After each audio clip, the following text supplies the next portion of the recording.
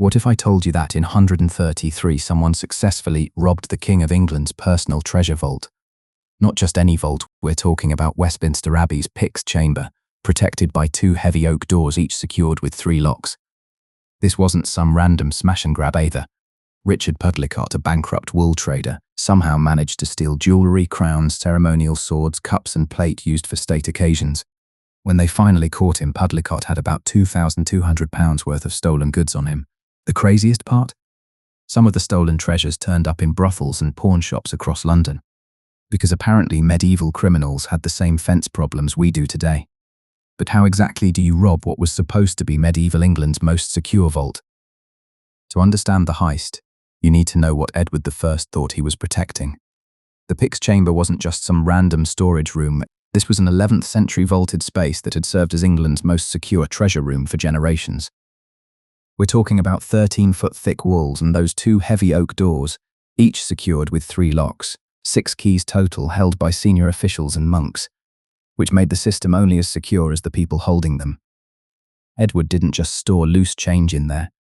We're talking crown jewels that had been passed down for generations, ceremonial swords worth more than entire villages, chalices made of solid gold, silver plates so heavy you'd need 2 men to carry them, the kind of wealth that could fund entire military campaigns against Scotland, which coincidentally is exactly what Edward was doing when this whole mess went down. The chamber got its name from the pyxes, wooden boxes used during the trial of the Pyx, a formal ceremony where officials would test coins to verify their silver content.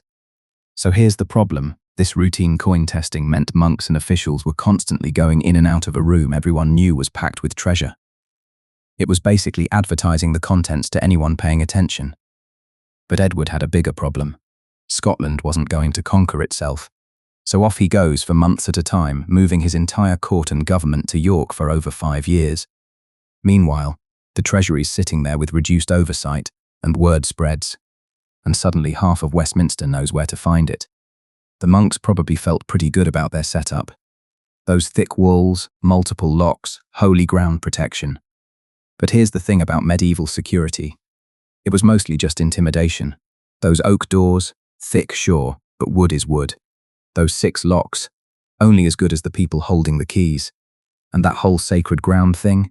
Turns out criminals don't really care about religious protection when there's enough gold involved. Edward thought he was being smart. Multiple layers of security, trusted religious officials, sacred location. The chamber was considered the most secure room in the whole kingdom. But he forgot one crucial detail. Desperate people do desperate things. The king's own brutal taxation policies were crushing merchants and traders across England, creating exactly the kind of desperation that makes people consider the impossible. So the king was away, everyone knew where the money was, and someone out there was desperate enough to risk everything. The question wasn't whether the Pyx chamber could be robbed, it was who would be crazy enough to try it. That crazy person turned out to be Richard Pudlicott, a wool merchant who'd been absolutely destroyed by the king's own policies. Here's the funny thing about medieval crime. England's most notorious thief didn't start out planning to rob the king. Pudlicott was just another businessman trying to make it in the wool trade. You know, buying fleece from farmers, selling cloth to merchants, paying his taxes like a good citizen. The irony is absolutely perfect. King Edward I's own brutal tax policies created the exact person who would eventually rob him blind. Pudlicott wasn't some career criminal plotting heists from childhood. He was a cloth merchant getting absolutely destroyed by Edward's money-grabbing schemes. The king needed cash for his Scottish wars, so Edward's heavy taxation on wool and wider economic pressures hit cloth and wool merchants' margins hard. Historians link these taxes and market problems directly to merchants' financial hardship. But Pudlicott had it even worse. He'd suffered major losses in Flanders, possibly having goods seized by foreign authorities. That kind of financial ruin plus a personal grudge against the system. That's a dangerous combination. Here's where things get interesting. Pudlicott's business brought him close to Westminster Abbey. Wool merchants dealt with religious houses all the time. Monasteries bought fabric for robes. They sold fleeces from their flocks. Pudlicott probably walked through those abbey halls dozens of times for perfectly legitimate business reasons. He saw how things worked, who went where, what security looked like during normal business hours. But legitimate business wasn't paying the bills anymore. So Pudlicott started testing the waters with smaller thefts. According to his own confession, He used a ladder to break into the chapter house, where he stole plates and cups. This wasn't just random theft, it was criminal reconnaissance. That earlier break-in taught him the Abbey's layout and showed him exactly where the weak points were. Think of it as medieval market research for his bigger plans. The psychological shift must have been wild. One day you're a respectable businessman negotiating wool prices with monks. The next you're casing the joint like some medieval Ocean's 11 character. His business connections gave him perfect cover too. Nobody questioned a known merchant walking around Westminster Abbey. He could scope out security, learn guard routines and figure out exactly where all that royal treasure was stored. The best part, Edward's absence created the perfect opportunity. The king was off fighting his expensive Scottish campaigns, funded by the very taxes that had bankrupted people like Pudlicott. So while Edward was spending Pudlicott's money on weapons and soldiers, Pudlicott was planning to take it back with interest. This desperate wool trader was about to attempt something that seemed physically impossible. Because honestly, when you've lost everything to the king's policies, robbing his personal vault starts looking like a reasonable career move. The only question was how exactly someone pulls off breaking into what was supposed to be medieval England's most secure room. Pudlicott's confession reads like something out of a medieval heist movie. He claimed he worked from 8 days before Christmas until a fortnight after Easter, using 2 chisels, a knife, and what he called smaller iron engines to hack through those thick stone walls. According to his story, he worked nights for months, finally breaking through on the eve of St. Mark's Day. Then he supposedly spent an entire day inside the treasury, calmly sorting through the royal treasure like he was shopping at a medieval Walmart. The guy even claimed he had to leave some loot under a bush outside because he couldn't carry it all in one trip. I mean, that's either the most detailed confession in medieval history or the most elaborate cover story ever invented. Here's where things get interesting, though. Historians have been skeptical of this tunneling story for centuries. When investigators searched the area after Pudlicott got caught, they found no clear evidence of any tunnel, no tool marks on walls, no piles of stone debris, no secret underground entrance that would prove months of careful excavation work. Many historians think the whole tunnel story was crafted to protect Abbey insiders who might have actually helped him. The insider theory makes way more sense when you think about the logistics. Those monks weren't exactly living in luxury. Edward's heavy taxation hit everyone, including religious houses. A corrupt monk with access to those 6 keys could have made this whole thing incredibly simple. Why spend months chiseling through medieval masonry when you could just walk through the front door?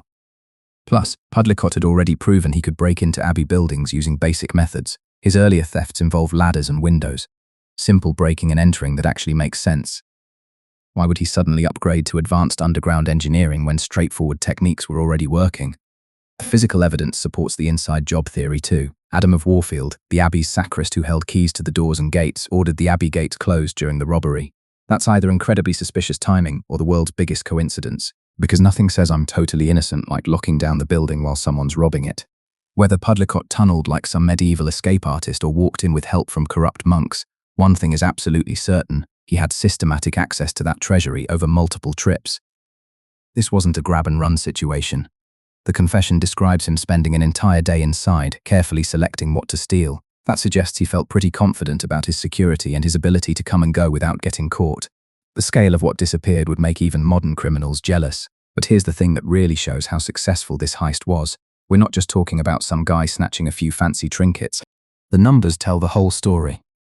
When investigators finally caught Pudlicott, he had around £2,200 worth of stolen property still on him. That's just what he couldn't fence or hide in time. The theft was a serious financial blow to Edward I and came at a time when his finances were already stretched. Historians note the robbery contributed to the fiscal strain on the king, who would die owing around £200,000 in total debt. The inventory of stolen goods reads like a fantasy novel. Crown jewels that had been passed down through generations of royalty.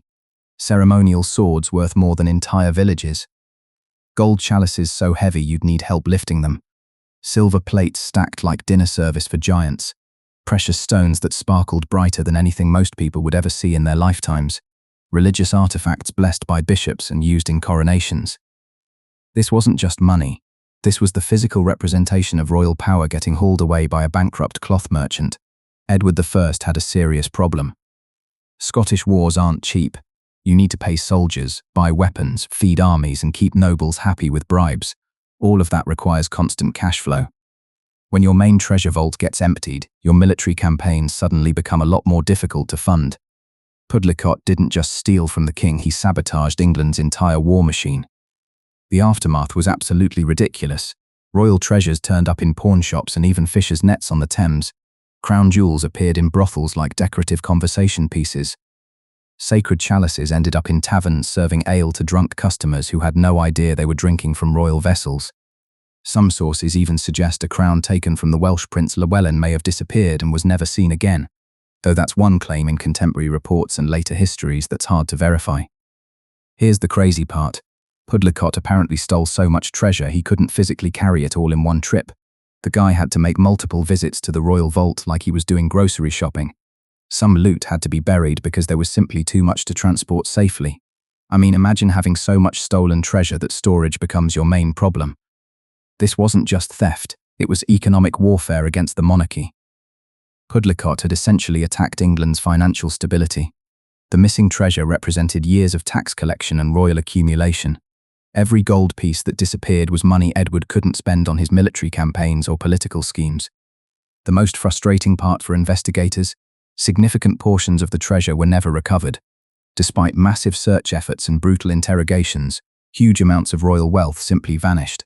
Some of it probably ended up melted down and sold as regular metal.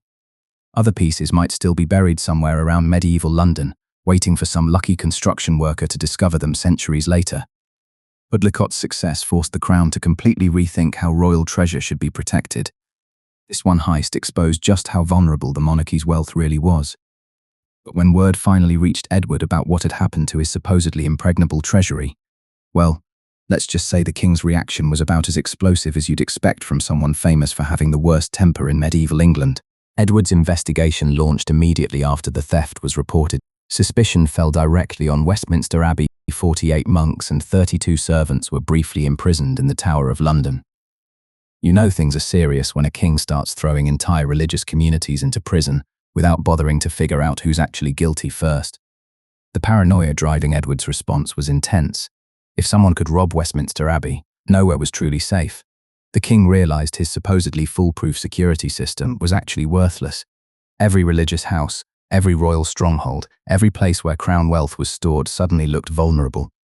The investigation turned into a massive operation pretty quickly. Edward established commissions of inquiry that included juries from every ward in London, plus specialized groups of goldsmiths and aldermen. This wasn't about finding one guilty person anymore. This was about sending a message that challenging royal authority would result in serious consequences for entire communities.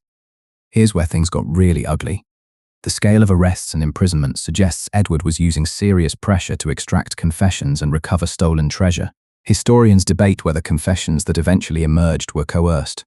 When you're dealing with potentially treasonous theft from the crown, medieval justice didn't mess around with polite questioning. The political nightmare was real too. How do you admit that your most secure vault got completely cleaned out without looking weak? Edward needed to balance finding justice with maintaining royal credibility. Admitting that one desperate merchant had outsmarted the entire royal security system wasn't great for the king's reputation. The investigation's scope revealed just how deeply the theft had rattled Edward's confidence. Casting suspicion over dozens of religious officials and servants showed that the king couldn't trust anyone anymore. If monks could be involved in robbing the royal treasury, who else might be plotting against the crown? What made this worse was Edward's existing tension with church officials over his brutal taxation policies.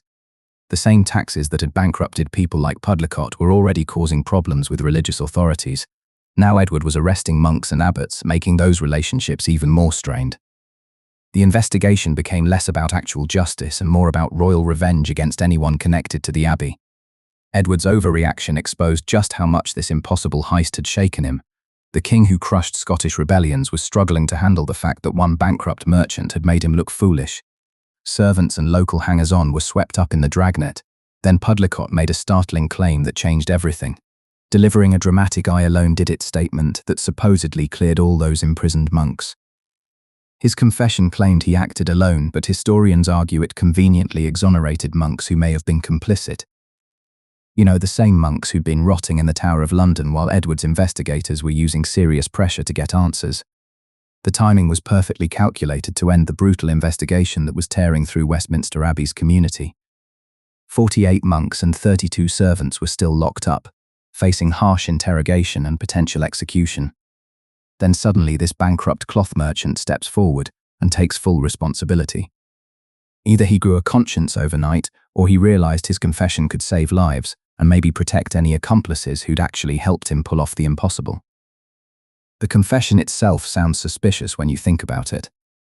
Pudlicott claimed he spent months tunneling through stone walls like some medieval escape artist. But remember, investigators never found any tunnel despite tearing the place apart looking for evidence.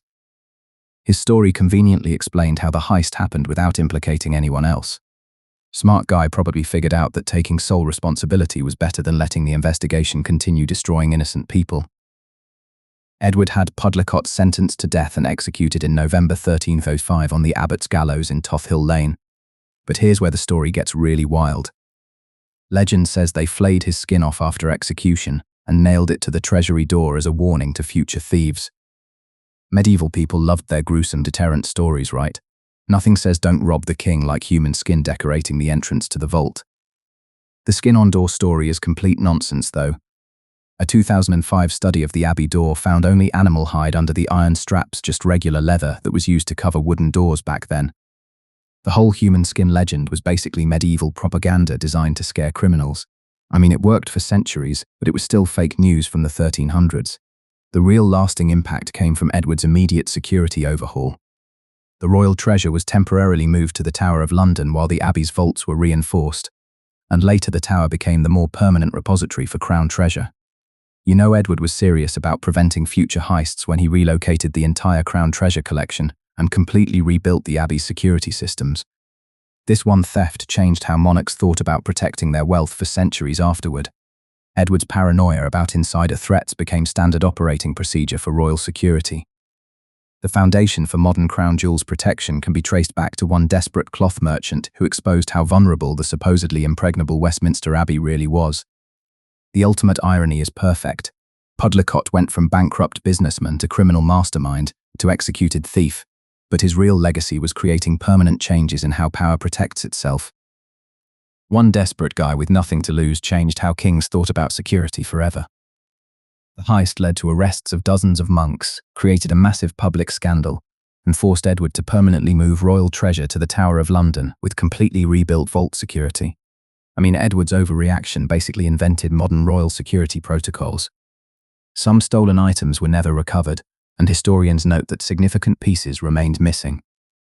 Drop a comment with your favorite medieval heist theory or hit subscribe for more strange history episodes.